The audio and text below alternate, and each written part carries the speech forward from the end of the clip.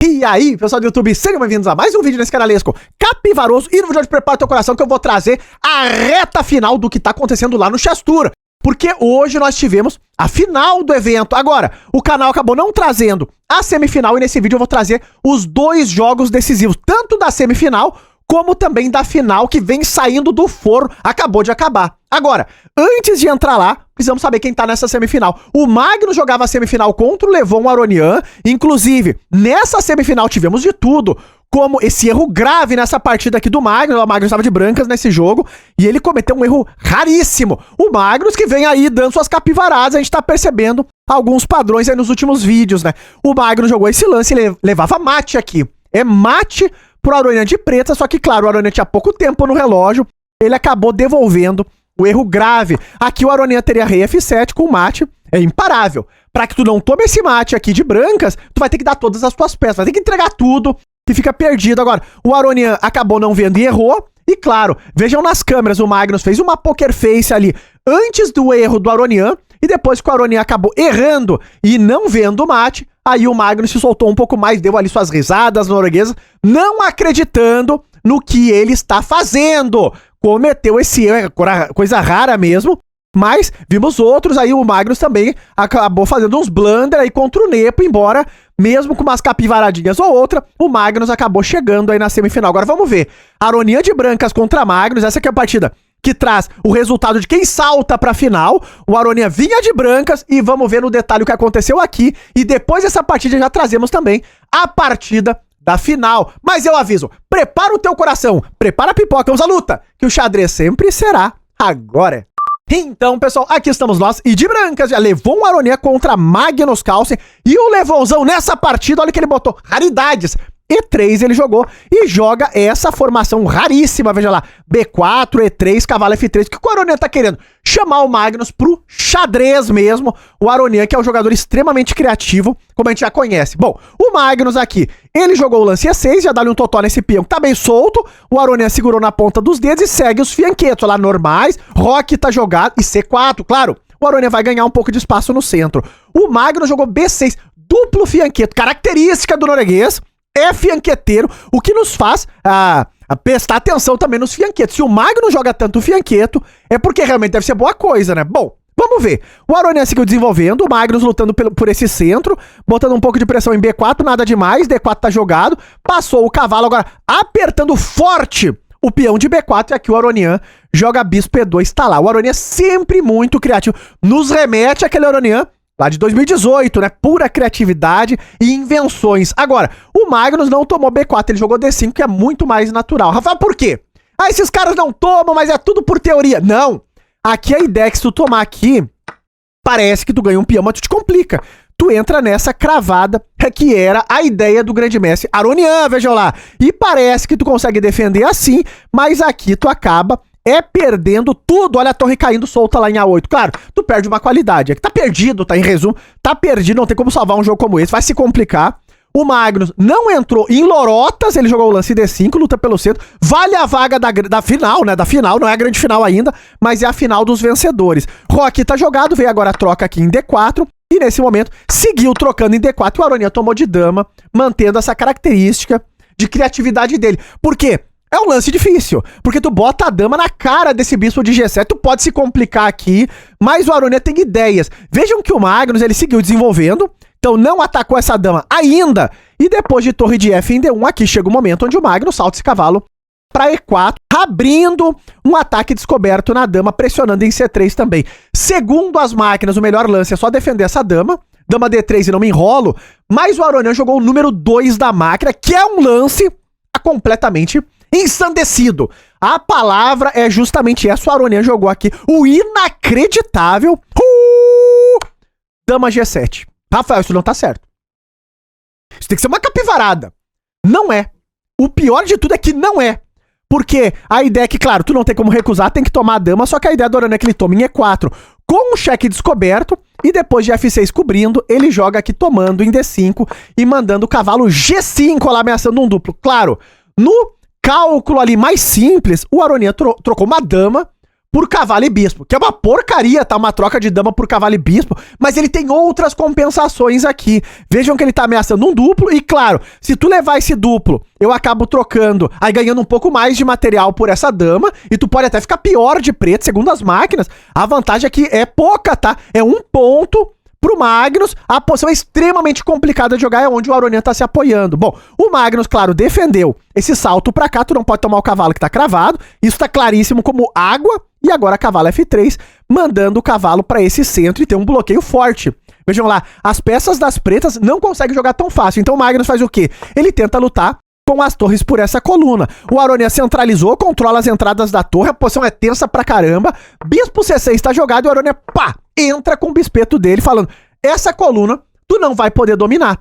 Aqui, o Magnus poderia jogar torre C7, que é um lance um pouco mais tranquilo, mantendo ali as peças dele, mas ele faz uma outra estratégia que é muito comum também, devolver um pouco de material pra esfriar o jogo das brancas. Então o Magnus tem a ideia de quebrar o par de bispo, devolvendo um pouco de material, vejam lá. Ele jogou bispo A4, essa torre tá atacada, essa tá também, só que aqui o Aronian, claro, não vai pestanejar, tomou em C8, pega esse material, e a ideia é que tu não pode tomar aqui direito, que tá levando duplo, aqui tu pode até ficar perdido, tá?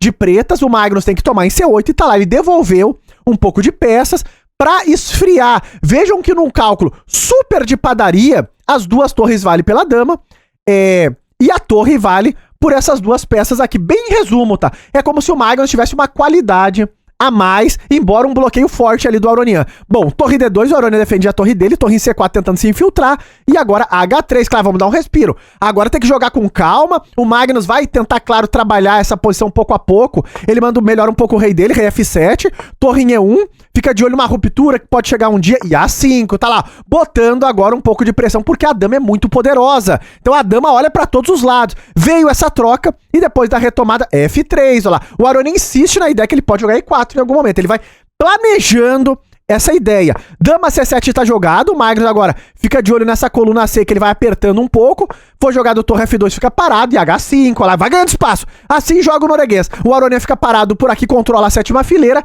e H4, ele vai fixando. De momento parece que nada tá acontecendo, mas ele tá só construindo a posição. F4 jogou agora o Aronian, e dama E7. Os dois seguem ali, meio, não sei pra que lado vou, rei H2, fico parado, dama em E4, agora já começa a se animar um pouco, vejam lá, ele fica de olho nessa casa, embora o cavalo tá muito sólido, nesse momento foi jogado o torre 1, o Aronian segue parado e o Magnus dama D3, entrando pouco a pouco as peças, o Aronian aqui continua parado e bispo em D7, olha lá. Rafael, o que é que tá acontecendo? Nada de momento. Voltou esse bispeto, agora a torre F2 sigo parado e bispo F5, ele vai melhorando, olha lá. Agora o bispo já tá vindo pra essa casinha forte aqui no centro. O Aronian aqui falou, não posso deixar. Tomou em F5, a posição vai simplificando, dama toma F5, agora a torre D2, vejam lá, tu já não tem o controle forte da casa de C2, o cavalo saiu, então tu leva torre C2 e vai entrar num final ainda mais tenso, olha lá, torre D1, agora rei E6, melhora o rei, segura o peão no centro também, bispo em D4 centralizando, ele ocupa a casa que ocupava o cavalo, e A4, olha lá, fixando o peãozinho em A3, esse peão de A4, se um dia A3 cair, já tá a 3 casinhas da promoção, o Aronian já tinha pouco tempo no relógio, mandou o rei pra G1 e G5, tá lá abrindo a posição, porque a dama joga mais. Então, quanto mais aberto tiver, melhor é pra dama que cisca pra tudo quanto é lado. Vale a final! Veio a troca, o Magnus, claro, retomou, pode vir G4 também, agora rei H2 mantém o rei sólido, dama em E4 centralizando, veio a troca em C2, estamos jogando esse final, que é extremamente complexo, sabe por quê? Porque o cavalo, o bispo e a torre jogam muito bem esse tipo de posição, segura a posição da dama. A dama sozinha também é como uma andorinha, uma sozinha não faz verão. Foi jogado aqui torre F1, olha lá de olho na casa de F6 e o Magnus dama D3. Ele tá de olho em tomar esse peão. O Aronian aqui, ele começa a arriscar, ele entra com a torre, o rei vem pra E7 e agora a torre H6. Vejam que tá caindo esse peão e claro, o Magnus tomou. Só que o Aronian tem um plano, é um visionário. Ele joga a torre G6, tá de olho nesse peão. Dama B3 tá jogado pra disparar o peão de A. O Aronian toma em G5 e o Magnus segue disparando. E aqui vem a defesa do Aronian, que é a torre G4. E depois do lance dama B8, olha lá, dá esse chequito, o rei se esconde, ele joga A2. Parece que vai chegar a promoção, mas não esqueçam que o bispo tá controlando. A ideia aqui é que o Aronian consegue jogar a torre F4 e quando o Magnus entra com a dama, ele consegue voltar com a torre para defesa, e aqui o bispo e a torre tão de olho na casa de A1. O problema agora é o tempo. O Aronian tinha 4 segundos no relógio. A posição é melhor pras pretas, mas não é ganho. O Magnus vai melhorando o rei dele. Claro, tu nunca pode tomar essa dama, senão eu tô promovendo uma nova. Rei F2 tá jogado. Olha o tempo, 3 segundos. Mandou o rei pra C6, agora a torre em E1 e aqui, pá! Rei B5 e nesse momento o Aronian perdeu no tempo. Perdeu no tempo a semifinal. Noruga arrebata esse jogo importante. Arrebata esse jogo importante, coloca ele na final. Vejam de quantas balas esquivou o Noruga. Vocês estão vendo aí o momento do abandono, claro. O Magnus não tinha certeza pelas reações dele se dava pra ganhar esse jogo, porque, claro, tu não consegue promover. Não consegue promover. Vejam essa posição. Se o Aronian ficar passando de torre, como tu ganha? Porque tu nunca consegue a promoção, o bispo e a torre estão de olho. Então, posição extremamente complicada, mas não tem problema. O Magnus chega na final, ele vai enfrentar o Firuja. Já vamos ver o que aconteceu nessa final. Agora, é possível chegar na final ou ganhar o Chess Tour capivarando, porque o Magnus capivarou com o Nepo, capivarou aqui com a Aronian na parte que a gente mostrou na introdução e ganhou essa daqui. Pois meio no tempo, aparece que foi mais sólida, mas também no tempo. Nem é claro se dá pra ganhar esse negócio, mas chegou na final. Vamos ver o que aconteceu no clássico. Magnus e a Lireza. Firuja tá no ar e é Jean. Final! Magnus de brancas contra Firuja, a partida que vai decidir quem arrebata essa primeira final do Chess Tour. E o Magnus aqui, olha o que ele botou. Equatrino, favorito de Bob, eita lá, e vai jogar um ataque índio, que era realmente uma das aberturas prediletas do Fisch, que é um ataque terrível de brancas, tá? Agora, o Firuja não se assustou, mandou o cavalo pro jogo, o Magnus faz o fianqueto natural, D5 jogado agora pelo Alireza, e depois de dama E2 pra impedir o tema da troca das damas, tu precisa da dama nesses ataques, né? Então o Magnus joga como joga o Fischer, passou o cavalo pro E7, bispo G2, faz um fianqueto por aqui também o Alireza, e depois de H4, H6, tá lá. A ideia do Firuja é que se tu seguir avançando, ele vai fechar. Rafael, e agora, meu guri, o que vai acontecer? Quem será o campeão? Prepara o teu coração, porque o Magnus joga E5, ele fecha o centro e deixa realmente a perspectiva de um ataque nesse flanco do rei. Bom, o Firuja segue sem sustos, manda o bispo dele pro jogo normal,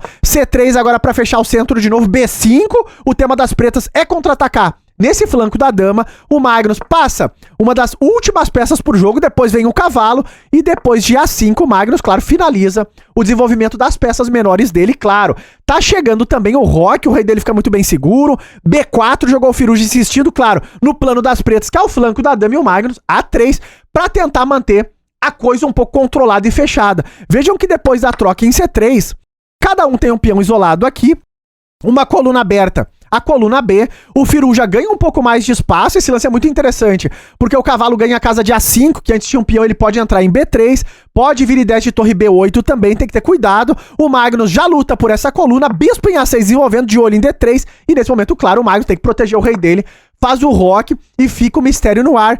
O Firuja, como ele vai seguir jogando? Roque é um lance bem natural aqui. Mas claro, tu pode tomar um ataque no flanco do rei, o Firuja não quer definir isso. Ele manda primeiro o cavalo para F5, agora a torre C1, olha lá, trazendo a última peça pro jogo também. Torre B8, a luta pela coluna e cavalo F1. O Noruga começa ali a dar os pulos dele. Vejam que os dois com 5 no relógio, lance 17. Então já gastaram ali metade do tempo inicial da partida. Torre B3 infiltrando aqui o Firo e cavalo E3. O Magnus joga essa ali um pouco mais arriscado, onde ele vai sacrificar o peão de A3. Claro, mas também ele fica pressionando pela coluna. Nesse momento, o Firuja tomou em A3 sem medo de nada e sem medo da felicidade. Veio a troca agora em F5 e o rei das pretas ali vulnerável ainda no centro do tabuleiro, embora não tenha como atacar de maneira fácil. O Magnus joga um lance bem posicional, que é a torre A1. Vejam como ele joga, né? Ele não vai descambado para ataque. Ele aponta que vai atacar, mas não ataca. Ele joga sempre meio posicional. A ideia é que depois da troca, ele tá pressionando esse peão de A4, pode acabar caindo, a torre de H8 ainda não tá jogando, enquanto que a minha torre em A1 já joga. C4 jogou o Firuja tentando buscar uma certa bagunça, e dama C2, a ideia do Magnus é tomar aqui, ataca o cavalo, ataca o bispo. Então tomar em D3 é muito arriscado, o Firuja não tomou, ele mandou a dama pro jogo e o Magnus tomou em A4, atacando o bispo, cravando o cavalo, o rei das pretas no centro do tabuleiro, claro, tem que defender esse bispeto, o bispo B5 tá jogado, e o Magnus agora, dama em A3, olha lá, tranquilo e posicional, dizendo, Roque, tu não vai fazer. Agora, sempre aquele mistério, será que é possível ser campeão? Capivarando, chegou aqui capivarando e tá jogando firme aí na final, o Noruga, olha lá, bispo F8, o Firuja falou, não, eu vou fazer o rock em algum momento, o Magnus entra com a dama, fala, agora tu não roca mais, o rei tá no meio do tabuleiro, a posição é extremamente caótica, e agora veio a tomada em C4, depois da retomada, cavalo D2 tá lá, o Magnus mandando as peças dele pro jogo, e o rei do Alireza ali no meio, pois de cirolas, pois pelos jardins, né, pelos jardins ali da monarquia dele. Bom, bispo em D3 jogou o Alireza e agora o Magnus C4 tá claríssimo. Ele quer abrir a posição, quer botar pressão em D5, abrir o máximo possível pra chegar nesse rei das pretas. O Firuja jogou bispo D7, olha, ele ataca essa dama, a dama volta pra casa de A4 cravando o cavalo, pra não deixar cair esse peão central, e nesse momento o dama D4 centralizou o Firo-Firo, mandou a dama pra uma casa ativa, o Magnus tá de olho, começa a defender, ele jogou torre D1 mirando a dama, raio-x no rei também, bispo E2 tá jogando, tirando essa torre daqui, o Magnus falou, não tem problema, porque eu posso me infiltrar pela 7, o teu rei tá mal, o teu rei tá mal, e vamos chegar no momento mais inacreditável desse jogo. Porque vai acontecer aqui é raridade, é coisa inacreditável.